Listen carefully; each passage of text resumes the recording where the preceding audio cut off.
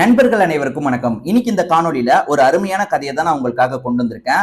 இந்த கதையை பொறுத்த வரைக்கும் அஜய் அப்படின்ற ஒரு வேலைக்காரர் இருக்காரு. அவர் ஒரு பெரிய வீட்டுல வேலை பார்த்துட்டு இருக்காரு. அந்த வீட்டுல சோனான்னு ஒரு பொண்ணு இருக்காங்க. அந்த பொண்ணு என்ன பண்றாங்கன்னா, எப்ப பாரு அஜயை வந்து கிண்டல் பண்ணிக்கிட்டே இருக்காங்க. இவனை பாரு, இவன் ஆளு பார்க்கவே எப்படி இருக்கான் பாருன்ற மாதிரிலாம் கிண்டல் பண்ணிக்கிட்டே இருக்காங்க. எல்லார்கிட்டயும் அவங்க ரொம்ப நக்கலா தான் பேசிட்டு இருக்காங்க. அஜயை ஓவரா கிண்டல் பண்ணிட்டு இருக்காங்க. ஏன்னா ஏறக்குறைய அஜய்க்கும் இவங்களுக்கும் ஒரே வயசு தான் இருக்கும். அஜய் எப்ப பாரு வம்பு பண்ணிக்கிட்டே இருக்காங்க. ஆனா அஜய்க்குள்ள ஒரு ரகசியம் இருக்கு. அதாவது அஜயை பொறுத்த வரைக்கும் இந்த வீட்டுக்குள்ள இருந்து ரகசியமா ஏதோ பண்ணிட்டு இருக்காரு. என்ன பண்ணிட்டு இருக்காருன்ற மாதிரி ஒரு கேள்வி இருக்கு. அந்த கேள்விக்கான பதில் சொல்றதுதான் இந்த கதை. கண்டிப்பா இந்த கதை உங்க எல்லாருக்குமே பிடிக்கும் நம்புறேன். எந்த மாதிரி கதைகள்லாம் உங்களுக்கு பிடிக்கும், எந்த மாதிரி நம்ம கதை சொன்னா நீங்க விரும்புவீங்க அப்படின்றத கண்டிப்பா கமெண்ட் செக்ஷன்ல சொல்லுங்க. இந்த வீடியோக்குள்ள போறதுக்கு முன்னாடி இன்னும் நம்ம சேனலை சப்ஸ்கிரைப் பண்ணாம இருக்கீங்கன்னா கண்டிப்பா சப்ஸ்கிரைப் பண்ணி வச்சுக்கோங்க. இப்ப இந்த கதைக்குள்ள நம்ம வந்துடலாம். அஜய் அப்படின்ற ஒரு நபரை காட்டுறாங்க. இவர் தான் இந்த கதையில முக்கியமான கதாபாத்திரமா இருப்பாரு. ரொம்ப நல்லவரா இருப்பாரு. இவரை பொறுத்த வரைக்கும் ஒரு பெரிய பங்களா வீட்டுல ஒர்க்கரா இருக்காரு. இவர் கூட ஒரு 4-5 பேர் வேலை பார்ப்பாங்க. எல்லாருமே வந்து இவரோட வயசுல பெரியவங்க. ஆனா எல்லாருக்குமே மரியாதை தருவாரு. அதே மாதிரி இவரோட வேலை என்னவோ அந்த வேலையை ரொம்ப சரியா செய்வாரு. கடைசி 2-3 மாசமா தான் இந்த இடத்துல இவர் வேலை பார்த்துட்டு இருக்காரு போல. இந்த வீட்டுல இருக்க முதலாளியோட அம்மா, அதாவது ஒய்ஃப் இருக்காங்கல்ல, அவங்க எல்லாம் வந்து இவர்கிட்ட வந்து பெருசா, அதாவது ஒர்க்கர் கிட்ட அவங்க ரிலேஷன்ஷிப்பே கிடையாது. சாதாரணமா என்னன்னா என்ன, அதே மாதிரி வந்து அதை கிளீன் பண்ணுன்னு சொல்லுவாங்க. இப்படிதான் நடந்துப்பாங்க. கடுமையா நடந்துக்க மாட்டாங்க. ஆனா முதலாளிக்கு வந்து சோனான்ற ஒரு பொண்ணு இருக்காங்க. அந்த பொண்ணை பொறுத்த வரைக்கும் ஏறக்குறைய காலேஜ் எல்லாம் முடிச்சிட்டாங்க. இப்ப அப்பாவோட பிசினஸ் அப்பப்ப போய் பாத்துக்கிறாங்க. இதுதான் அவங்களோட வேலை. அடிக்கடி வந்து அவங்களோட ஃப்ரெண்ட்ஸ் இருக்காங்கல்ல, அவங்களை கூப்பிட்டு வந்து பார்ட்டி பண்ணுவாங்க. பசங்க பொண்ணுங்கன்னு எல்லாரையும் கூப்பிட்டு பார்ட்டி பண்ணுவாங்க. அதுதான் சோனாவோட வேலையா இருக்கும். சோனாவை பொறுத்த வரைக்கும் எல்லா வேலைக்காரங்க கிட்டயும் ரொம்ப கடுமையா நடந்துப்பாங்க. இதை கூட நீ இன்னும் செய்யலையா, இதை போய் செய்யி. வயசு வித்தியாசம் எல்லாம் பார்க்க மாட்டாங்க. இப்ப சோனாவை பொறுத்த வரைக்கும் ஏறக்குறைய ஒரு 24 வயசு இருக்கும். ஆனா வந்து ஒரு 60 வயசு பெரியவரை கூட ரொம்ப மோசமா ட்ரீட் பண்ணுவாங்க. இன்னும் அதை பண்ணாம இருக்கியா, அதை போய் பண்ணுன்னு ஒருமையில எல்லாம் பேசுவாங்க. இது எல்லாத்தையும் அஜய் கவனிச்சுட்டு தான் இருக்காரு. அஜயை பொறுத்த வரைக்கும் அவரோட வேலையை கரெக்டா பண்ணி வச்சிருவாரு. அவர் பண்ணிட்டு இருக்கும் போது அஜயை போட்டு இவங்க கிண்டல்லாம் பண்ண ஆரம்பிக்கிறாங்க. ஏறக்குறைய வயசு ஒரே வயசு தானே, 25 வயசுல நீ இந்த வேலை பார்த்துட்டு இருக்கியா, நீலாம் லைஃப்ல எங்க உருப்பட போற, உன்னெல்லாம் யாரு கல்யாணம் பண்ணிப்பா அப்படின்ற மாதிரி தேவையில்லாம நிறைய பேசுறாங்க. அஜயை பொறுத்த வரைக்கும் அதெல்லாம் பெருசா எடுத்துக்க மாட்டாரு. இல்லம்மா, இப்ப வந்து நான் இந்த வேலை பாக்குறேன்றதுக்காகவே என்னை யாரும் கட்டிக்க மாட்டாங்களா, அதாவது மனசு சார்ந்துதாமா வருது காதல், அந்த மாதிரி யாருக்காவது ஏதாவது ஒரு பொண்ணுக்கு என்ன பிடிக்குமா, நான் வந்து கல்யாணம் எல்லாம் பண்ணிப்பேன் அப்படின்ற மாதிரி இவர் பதில் சொல்றாரு. பதில வந்து எப்படி சொல்றாருன்னா, ரொம்ப வந்து இவங்க முதலாளியில, அதனால மரியாதை கொடுத்துதான் சொல்றாரு. ஆனா சோனா அவர் பேச பேச பதிலுக்கு கிண்டல் பண்ணிட்டு இருக்காங்க. நினைப்பு தான் பொழப்ப கெடுக்குமா, உன்னெல்லாம் யாரா கல்யாணம் பண்ணிப்பா அப்படின்ற மாதிரி ரொம்ப பயங்கரமா திட்டிக்கிட்டே இருக்காங்க. அதெல்லாம் இவர் கண்டுக்கவே மாட்டாரு. என்ன வேலை பார்க்கணும்னு கேட்டு கேட்டு வேலையெல்லாம் பாக்குறாரு. சோனாவை பொறுத்த வரைக்கும் அப்பாவோட பிசினஸ் ஓரளவுக்கு ஹேண்டில் பண்ணிக்கிறாங்க. அதை தாண்டி எப்பவுமே பார்ட்டி பண்ணுவாங்கன்னு சொன்ன பாத்தீங்களா, அந்த மாதிரி ஒரு பார்ட்டியை பிளான் பண்றாங்க. இவங்களோட பர்த்டே நெருங்க போது, அதனால அதை செலிப்ரேட் பண்றதுக்காக ஒரு பார்ட்டி பண்ணலான்ற மாதிரி இவங்க ஃப்ரெண்ட்ஸ் எல்லாரையும் வர வச்சிடறாங்க. ஃப்ரெண்ட்ஸ் எல்லாருமே வந்து இந்த இடத்துல ஜாலியா பார்ட்டி பண்ணிட்டு இருக்காங்க. பொதுவா பார்ட்டி எல்லாம் நடக்கும் போது நிறைய வேலை பாக்குற மாதிரி இருக்கும்ல, அதாவது பார்ட்டிக்கான ஏற்பாடுலாம் பண்ற மாதிரி வேலை இருக்கும்ல, அந்த மாதிரி வேலையெல்லாம் வீட்டுல இருக்கவங்க செஞ்சுட்டு இருக்காங்க. அதுல குறிப்பா அஜய் தான் ஓடி ஆடி எல்லா வேலையும் செய்யறாரு. ஏன்னா வந்து இப்ப பார்ட்டி ஆரம்பிச்சதுக்கு அப்புறம் அது வேணும்னு கேக்குறாங்க, இது வேணும்னு கேக்குறாங்க. எல்லா விஷயத்தையும் இவர் தான் ஓடி ஆடி எடுத்துட்டு வந்து தந்துட்டு இருக்காரு. சோனாவும் இந்த விஷயத்தை கவனிச்சிட்டு இருக்காங்க. சோனாவோட ஃப்ரெண்ட்ஸுமே இந்த அஜயை கவனிச்சிட்டு இருக்காங்கல்ல, யாரு இவன், பார்க்க ஒர்க்கர் மாதிரியே தெரியல, ரொம்ப ஸ்மார்ட்டா இருக்கான்ற மாதிரி அவரை புகழ்ற மாதிரிலாம் சில விஷயங்களை பேசிட்டு இருக்காங்க. ஆளு பார்க்க செம்ம ஸ்மார்ட்டா இருக்காரு. அதை பத்தி எல்லாம் பேசிட்டு இருக்கும் போது சோனாக்கு கடுப்பாயிருது. அவனா ஸ்மார்ட்டா இருக்கான், அவன் ஒரு வேலைக்காரன், அவனை போய் நீங்க சைட் அடிக்கிறீங்களே அப்படின்ற மாதிரி ஃப்ரெண்ட்ஸுங்களை இவங்க போட்டு திட்டுறாங்க. அதே மாதிரி ஃப்ரெண்ட்ஸ் முன்னாடி இவனை அசிங்கப்படுத்தணுன்ற மாதிரி முடிவு எடுத்துறாங்க. ஏற்கனவே அவன் ஓடி ஆடி தான் வேலை பார்த்துட்டு இருக்கான், முடிஞ்ச அளவுக்கு வேலையெல்லாம் பார்த்துட்டு இருக்கான். ஆனா இவங்க இருக்காங்கல்ல, வேணும்ட்டே அதை போய் எடுத்துட்டு வா, இதை போய் எடுத்துட்டு வான்ற மாதிரி அவனை அலைய விட்டுட்டு இருக்காங்க. அவன் வந்து டயர்டே ஆக மாட்டான், திரும்ப திரும்ப எடுத்துட்டு வந்துட்டு இருக்கான். அதே மாதிரி வந்து நக்கல் பண்ற மாதிரி இந்த சோனா பேசிட்டு இருக்காங்க. பதில் இவர் வந்து ரொம்ப நாகரிகமா சொல்லிட்டு இருக்காரு. அது என்னன்னா, இவங்க என்ன பேசினாலும் சரி கவுண்டருக்கு ஏதாவது சொல்லிட்டு இருக்காரு. அது என்னன்னா, இவங்க வந்து நான்லாம் இவ்வளவு பெரிய ஆள் தெரியுமா, நீ எல்லாம் என்னடா இப்படி சாதாரண வேலைக்காரன்ற மாதிரிலாம் ஃப்ரெண்ட்ஸுங்க கிட்ட கொஞ்சம் இவரை டேமேஜ் பண்ற மாதிரி பேசிட்டு இருக்காங்க. ஆனா இவர் என்ன பண்றாருன்னா, எப்பவுமே ஒருத்தர் அதே இடத்துல இருந்துட மாட்டாங்க. காலம் மாறிக்கிட்டே இருக்கு, வாழ்க்கைன்றது ஒரு வட்டம் மாதிரி தான். திடீர்னு வந்து நான் வந்து ஒரு ஸ்டேஜ்ல பெரிய ஆளாக கூட வாய்ப்பு இருக்கு அப்படின்ற மாதிரிலாம் பேசுறாரு. ஃப்ரெண்ட்ஸுங்க வந்து சோனா முன்னாடியே சிரிச்சிடுறாங்க. சோனாவை கிண்டல் பண்ற மாதிரி சிரிச்சிடுறாங்க. இல்ல சோனாக்கு பயங்கர கோவம் வந்துருது. புடிச்சு இவனை தள்ளியே விடுறாங்க. போய் அந்த வேலையை பாரு அப்படின்ற மாதிரி துரத்தி விடுறாங்க. அஜய் அப்பயும் பெருசா ரியாக்ட் பண்ண மாட்டாரு. அமைதியா சிரிச்சுக்கிட்டே அங்க இருந்து கிளம்பிடுறாரு. ஆனா ஃப்ரெண்ட்ஸ் முன்னாடி நம்மளை டேமேஜ் பண்ணிட்டானே, இவனை வேற ஏதாவது பண்ணணும், அதாவது இவனை வந்து ரொம்ப அசிங்கப்படுத்தி இந்த வீட்டை விட்டு துரத்தி விடணும் அப்படின்ற மாதிரி இவங்க கணக்கெல்லாம் பண்ண ஆரம்பிக்கிறாங்க. அது என்னன்னா, என்கிட்ட இவன் தப்பா நடந்துக்க ட்ரை பண்ணானே, நான் ஃபேமிலியில இருக்க எல்லாரையும் நம்ப வச்சு இவனை ரொம்ப அசிங்கப்படுத்தி அனுப்பி விடணும் அப்படின்ற மாதிரி கணக்கெல்லாம் பண்ணிட்டு இருக்காங்க. அஜயை பொறுத்த வரைக்கும் இவங்களோட சதி திட்டத்தை பத்தி எல்லாம் தெரியல. அவர் பாட்டுக்கு அவரோட வேலையெல்லாம் பார்த்துட்டு இருக்காரு. ஒர்க்கர்ஸ் எல்லாம் தங்குற மாதிரி தனியா ஒரு இடம் இருக்கும். அந்த இடத்துல இவருக்குமே ஒரு அறை தந்திருப்பாங்க. அந்த அறையில இவருமே வந்து இவருக்கான விஷயத்தெல்லாம் பண்ணிட்டு இருக்காரு. சோ இவரை மாட்டி விடணுன்ற மாதிரி சோனா கணக்கு பண்றாங்கல்ல, அதனால இந்த அஜயை கண்காணிச்சுக்கிட்டே இருக்காங்க. என்னதான் பண்றான்னு பாக்கலான்ற மாதிரி கண்காணிச்சிட்டு இருக்காங்க. அப்ப அவர் இருக்காரு பாத்தீங்களா, அவரோட ரூம்ல ஒரு போட்டோவை பார்த்து சில விஷயங்களை பேசிட்டு இருக்காரு. கடைசியில நான் இந்த இடத்துக்கு வந்துட்டேன், இந்த இடம் எனக்கு தான் சொந்தம், அதுக்கான விஷயத்த நான் சீக்கிரமே பண்ணுவேன்ற மாதிரி தனியா சபதம் மாதிரி எடுத்துட்டு இருக்காரு. இவர் என்ன இப்படிலாம் பேசிட்டு இருக்காரு, அதாவது அஜய் என்ன இப்படிலாம் பேசிட்டு இருக்கான், அதாவது அஜய் நம்ம பெரிய ஆளுன்ற மாதிரிலாம் பேசிட்டு இருக்கானே அப்படின்ற மாதிரி இவங்களுக்கு டவுட் வருது. ஒருவேளை இவன் ஏதோ பிளானோட வந்திருக்கானா, இவன் உண்மையில ஒர்க்கர் தானா, இல்ல வேற ஏதாவது இவன் பண்ணிட்டு இருக்கானா அப்படின்ற மாதிரி பயங்கரமா இவங்களுக்கு சந்தேகம்லாம் வருது. இதுக்கப்புறம் இந்த அஜய் மேல ஒரு கண்ணை வச்சுக்கணும், அதாவது இவனை மாட்டி விடுறதெல்லாம் 2ஆம் பட்சம், ஆனா இவன் வேற ஏதோ ஒரு பிளானோட வந்திருக்கான், அதாவது அப்பா கம்பெனிக்கு எதிர் கம்பெனியை சேர்ந்தவனா கூட இருக்க வாய்ப்பு இருக்கு, உள்ள ஏதோ தகவல் சேகரிக்கிறதுக்காக வந்திருக்கான் போல, எப்படியாவது இவனை எக்ஸ்போஸ் பண்ணும் அப்படின்ற மாதிரி இவங்களுமே யோசிக்க ஆரம்பிக்கிறாங்க. சோனாவை பொறுத்த வரைக்கும் இந்த அஜய் மேல ரொம்ப சந்தேகம் வந்துருச்சுல, இதுக்கப்புறம் இவன் மேல ஒரு கண்ணை வச்சுக்கணும் அப்படின்ற மாதிரி அடிக்கடி இவனை வாட்ச் பண்ணிக்கிட்டே இருக்காங்க. முன்ன மாதிரி இவனை டார்ச்சர் பண்றது கிடையாது. இவன் பாட்டுக்கு அவன் வேலையை பார்க்கட்டும், இவன் வந்து வேலை முடிச்சுட்டு ரெஸ்ட் எடுக்க போகும்போதெல்லாம் என்ன பண்றான்றதை நம்ம கண்காணிக்கணும் அப்படின்ற மாதிரி சோனா யோசிக்கிறாங்க. முதல்ல நம்ம கண்டுபிடிப்போம், அதுக்கப்புறம் அப்பா கிட்ட சொல்லலான்ற மாதிரி ஒரு முடிவுல இருக்காங்க.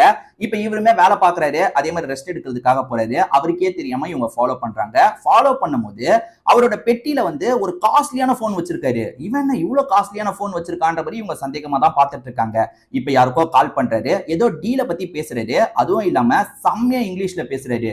இவன் சாதாரண ஒர்க்கர்னு பார்த்தா இவன் சாதாரண ஒர்க்கர் கிடையாது, நம்ம நினைச்சது சரிதான், இவன் வந்து எதிர் கம்பெனிக்கு வேலை பார்க்கறான் போல அப்படின்ற மாதிரி இவங்க யோசிக்கிறாங்க. ஏன்னா அவர் போன்ல என்ன சொல்றாருன்னா, இந்த டீலை முடிச்சிருங்க, இந்த டீலை இந்த நாளுக்குள்ள முடிச்சிருங்கன்ற மாதிரி நிறைய இங்கிலீஷ்லயே பேசிட்டு இருக்காரு. இது எல்லாத்தையும் பாக்குறவங்களுக்கு ரொம்ப ஷாக்கிங்கா இருக்கு. ஏதோ ஒரு கம்பெனியை சேர்ந்தவன், என்ன கம்பெனியை சேர்ந்தவன், எந்த நோக்கத்துக்காக இங்க வந்திருக்கான்றதை நம்ம கண்டுபிடிக்கணும் அப்படின்ற மாதிரி யோசிச்சுட்டு இருக்காங்க. இவரோட ஆக்டிவிட்டி எல்லாத்தையும் கவனிச்சிட்டு இருக்காங்க. அதே மாதிரி அஜய்க்கும் லைட்டா சந்தேகம் வருது. என்ன முன்னாடி நம்ம கிட்ட ரொம்ப மோசமா நடந்துகிட்டவ இப்ப நம்ம கிட்ட மோசமா நடந்துக்க மாட்டா, நம்மளை எப்ப பாரு வித்தியாசமா பாக்குறாளே, என்னதான் கதை அப்படின்ற மாதிரி அவருமே ஒரு சைடு யோசிக்க ஆரம்பிக்கிறாரு. அதே மாதிரி வந்து அவர் கூட வேலை பார்க்கறதுலயே சிலர் வந்து அவரால வர வைக்கப்பட்டவங்க போல. இந்த அஜய் வேலைக்கு சேர்ந்து 2-3 மாசம் தான் ஆகுதுன்னு சொன்னோம் பாத்தீங்களா, ஆனா இப்ப அஜய் பேசிட்டு இருக்க நபரை பொறுத்த 6 மாசமா இங்க வேலை பாக்குறாரு. அவர்கிட்ட ஏதோ பேசிட்டு இருக்காரு, இந்த நாளுக்குள்ள எல்லாமே முடிஞ்சிரும், இந்த நாள் நம்ம எல்லா விஷயத்தையும் வெளிப்படுத்திடலாம் அப்படின்ற மாதிரிலாம் பேசிட்டு இருக்காரு. அவருமே சரி ஓகே பாஸ் அப்படின்ற மாதிரிலாம் ஏத்துக்கிறாரு. என்ன பாஸ்ன்னு சொல்லி கூப்பிடுறான், அப்ப இவன் அதுக்கு முன்னாடியே இந்த இடத்துக்கு வந்திருக்கான் போல, இவன் 6 மாசமா நம்மள கண்காணிச்சிட்டு இருக்கான் போல அப்படின்ற மாதிரி சோனா இருக்காங்கல்ல, இதை கவனிச்சிட்டு இருக்காங்க. சோனாவோட வேலையே இப்ப என்னவா மாறி போயிருச்சுன்னா, இந்த அஜய் என்னதான் பண்றான், எந்த நோக்கத்துக்காக தான் வந்திருக்கான்றதை கண்டுபிடிக்கிறதுக்காக எட்டி எட்டி பார்த்துட்டு இருக்காங்க. அப்பதான் இவங்க 2 பேர் பேசிக்கிறது தெரியுது. இதை தாண்டி அஜயை பொறுத்த வரைக்கும் வேலை பார்க்கறதுக்காக வருவார்ல, அப்ப அவரோட ரூம்ல இருக்க திங்ஸ் எல்லாம் வந்து செக் பண்ணும் அப்படின்ற மாதிரி ஒரு முடிவு எடுக்கிறாங்க. அவர் வேலை பார்க்கறதுக்காக போகணும்னு இவங்க வேகமா வந்து அவரோட ரூம்க்கு வந்துடுறாங்க. பெட்டிக்குள்ள போன் வச்சிருந்தாரு பாத்தீங்களா, அந்த பெட்டியை ஓபன் பண்ணலான்னு பார்த்தா பெட்டி லாக்ல இருக்கு. ஐயோ இதை உடைச்சா அவனுக்கு சந்தேகம் வந்துடும், அவன் உசாராயிடுவான், வேற எப்படியாவது இவன் என்ன பண்ணிட்டு இருக்கான்றதை கண்டுபிடிக்கணும்ன்ற மாதிரி யோசிக்கிறாங்க. ஆக்சுவலா அஜய் கொஞ்ச நேரத்துக்கு முன்னாடி அவருக்கு தெரிஞ்ச ஒருத்தர் கிட்ட பேசினார்ல, அவருமே வந்து அஜயோட ஆளு தான் போல. 6 மாசமா அவர் இருக்காரு, அஜய் கடைசி 2-3 மாசமா இங்க இருக்காரு. என்ன பேசியிருப்பாங்கன்னா, இந்த நாளுக்குள்ள அது நடந்துரும்ன்ற மாதிரி பேசியிருப்பாங்க. என்ன நாளை மீன் பண்றாங்க அப்படின்ற மாதிரி இவங்க யோசிக்கும் போது, அப்பா அம்மாவோட கல்யாண நாள் ஃபங்க்ஷன் நடக்கிற மாதிரி ஒரு பிளான் போயிட்டு இருக்கும். அந்த நாள் இந்த விஷயத்த பண்ணலான்ற மாதிரி தான் பேசியிருப்பாங்க. ஐயோ கொஞ்ச நாள்ல வரப்போதே, அந்த நாள் இந்த அஜய் என்ன பண்ண போறான், உண்மையிலே இந்த அஜய் யாருன்ற மாதிரி இவங்க பயங்கரமா யோசிச்சுட்டு இருக்காங்க. இப்ப யார வரையும் அந்த நாள் கிட்ட நெருங்குது.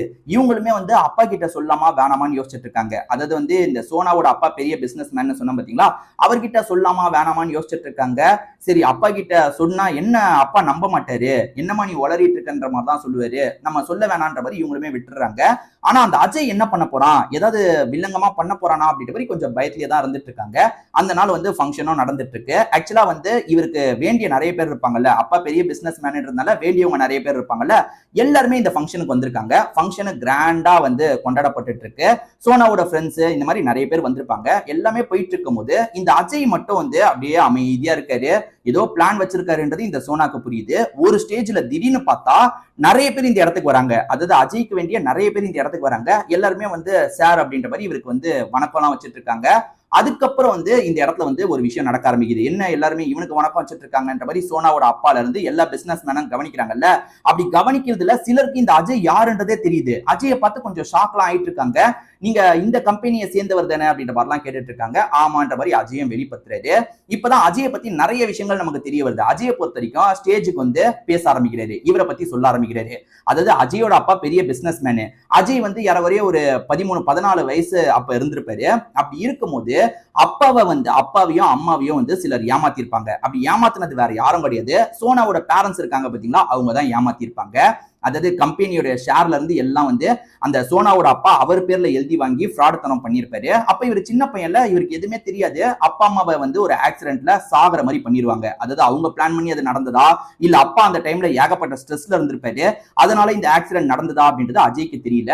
ஆனா அஜய்க்கு ஒண்ணு மட்டும் வளர வளர தெரிய வருது. அது என்னன்னா, அப்பாவோட சொத்தெல்லாம் ஏமாத்தி புடுங்கிட்டாங்க, இவங்க தான் ஏமாத்தி புடுங்கிருக்காங்க. அதாவது நம்ம வாழ்ந்த வீட்டுல இப்ப வேற ஒருத்தங்க வாழ்ந்துட்டு இருக்காங்கன்றதெல்லாம் அஜய்க்கு தெரிய வருது. அதாவது அஜய் இப்ப வேலைக்காரரா இருக்காரு பாத்தீங்களா, இந்த வீடு அஜயோட வீடா இருந்திருக்கும். சின்ன வயசுல இங்கதான் ஓடி ஆடி விளையாடி இருப்பாரு.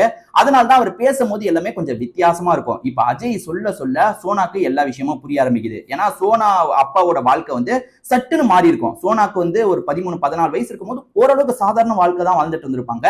திடீர்னு பெரிய ஜம்ப் எடுத்திருப்பாங்க லைஃப்ல. என்னடா இது, அப்ப அப்பா இந்த மாதிரி தப்பு பண்ணிருக்காரா அப்படின்ற மாதிரி சோனாவும் யோசிக்க ஆரம்பிக்கிறாங்க. மேற்கொண்டு அஜய் நிறைய விஷயங்களை சொல்ல ஆரம்பிக்கிறாரு. ஆக்சுவலா அஜய்க்கு ஒரு 15 வயசு இருக்கும் போதே பேரண்ட்ஸை இழந்துட்டாரு பாத்தீங்களா. அதுக்கப்புறம் ஃபேமிலியில சொந்தக்காரங்களா சிலர் இருப்பாங்கல்ல, அவங்க தான் அஜய்க்கு சப்போர்ட் பண்ணிருப்பாங்க.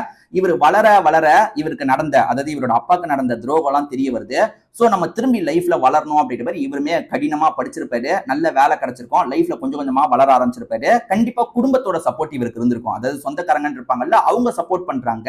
அவங்களுக்கு இவர் ரொம்ப விசுவாசமா இருக்கணும்ன்ற மாதிரி அவங்களுக்காக நிறைய வேலை பார்க்கறாரு. சோ அவங்க பேர்ல தான் இவர் வளர ஆரம்பிக்கிறாரு. இவரோட அப்பா பிராண்ட்ல இவர் வளர்ந்திருக்க மாட்டாரு. அவங்க கொஞ்சம் சப்போர்ட் பண்றாங்கல்ல, அவங்க பிராண்ட்ல இவர் வளர ஆரம்பிச்சிருப்பாரு. ஒன்ஸ் வந்து இவர் ஓரளவுக்கு நல்லா வளர்ந்ததுக்கு அப்புறம் இந்த ஃபேமிலியை எக்ஸ்போஸ் பண்ணணும். இவங்க வந்து நமக்கு எதிரா, நம்ம அப்பாக்கு எதிராக சதி திட்டம் எல்லாம் போட்டு ஏமாத்தினாங்கல்ல, அதுக்கு பெருசா எந்த ஒரு ப்ரூஃபும் இல்லாம இருக்கும்.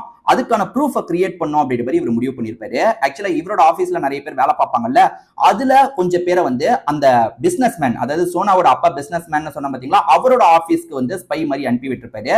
அதே மாதிரி நம்மளுமே நேரடியா இந்த வீட்டுக்கு வரலாம், நம்மளுமே சில விஷயங்களை பண்ணலான்ற மாதிரி இந்த வீட்டுக்கு வந்திருப்பாரு. இவர் மட்டும் இல்ல, இவர் கூட 2-3 பேர் இந்த வீட்டுக்கு வந்திருப்பாங்க. இவங்களை பொறுத்த வரைக்கும் இந்த வீட்டுக்குள்ள ஏதாவது சேகரிக்க முடியுமான்ற மாதிரி சேகரிச்சுக்கிட்டே இருந்திருப்பாங்க.